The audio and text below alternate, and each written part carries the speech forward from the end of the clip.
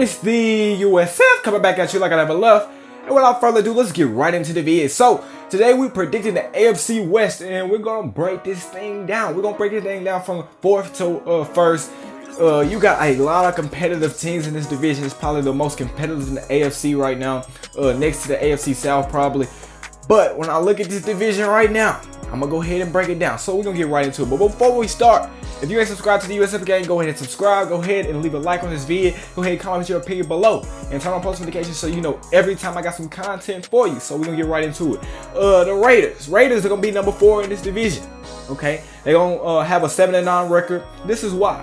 I mean, they're not far removed from having a 12-4 season. I feel like they have the most stable QB situation right now in Derek Carr. He can put everything together. They have a complete team.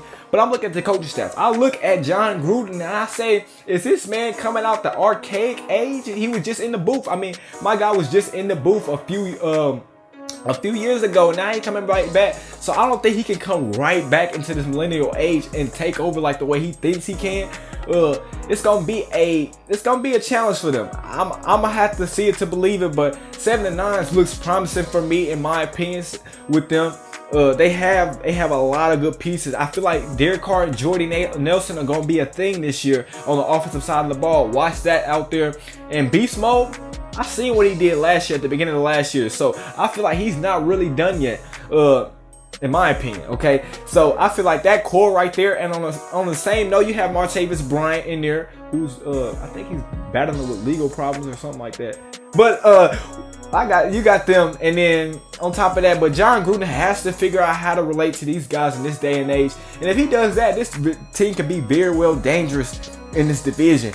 But I just can't pick them right now. So I got the Chiefs at number 3 at 8-8 with Patrick Mahomes. They call him Pat Magic. You know, he got an arm back there. So I'm not really too sold on him right now. So that's why I gave him an 8-8, because I really don't know what he says. He could be really good or he could be really bad. They traded up for this guy. You got the addition of Sammy Watkins. You got Tyreek Hill, Kareem Hunt. And you got Andy Reid, who is a quarterback whisperer and virtually can do anything with quarterbacks. So this young guy could be that next step, and they could be very good. Like I said, this is a competitive division here. So I got them sitting at 8-8. They can be very dynamic. You have Eric Berry coming back, so that defense should be vastly improved with the addition of him back there. But I just really can't pick them to win because of Pat Magic. I really don't know what he brings. He's been hyped up all this offseason, all of beginning of last year. So coming into this year, I really don't know. So I gave them an 8-8 record here just for the fun of it, because I really don't know where they stand. I don't want to gas them up too much and say 10-6, but I don't want to give them too low. So I put them just in the middle at 8-8. Then I got the Denver Broncos at number 2 in this division. Okay, y'all gonna hate me because y'all gonna say, how does Case Keenum go over somebody like Derek Carr or Pat Mahomes?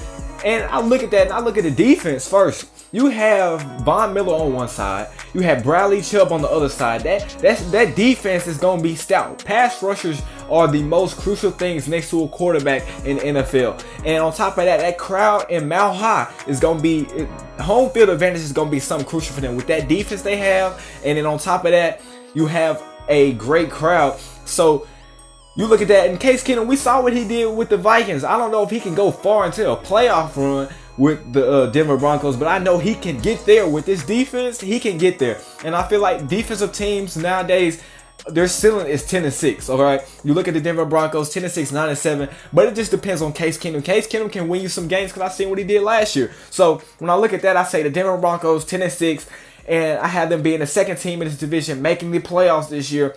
And number 1 in this division, the Chargers. You know, you have Keenan Allen, you have the addition of Derwin James, you have Phillip Rivers, you have a lot of talent, you have Melvin Gordon. So you have a lot of talent here. And the defensive side, there's a lot of great pieces here on the defensive side. This is the next great defensive team. I feel like this team could challenge the Patriots next year, in my opinion. AFC Championship for them may be a prediction I make with this team. When I look at this team, Phillip Rivers, his time has come. And I feel like when I'm looking at this, they have the quarterback, they have the defense. The only thing I look at and say that can cost them their season is they really don't have a home field advantage. You look at this team and they play at the StubHub, okay? That's a soccer field for people who don't know. That's a soccer field. So they home field advantage they basically playing road games in my opinion. All right, so it's gonna be tough for them to get to 11-5, but I feel like they do, and they get to the playoffs. Watch out, because they have a great defense and they have an accurate quarterback in Phillip Rivers who can get it done. And I feel like he's just waiting for that big moment to show up. So overall, if you like this video, go ahead and leave a like, comment your opinion below, subscribe, and I'm out. Sheesh.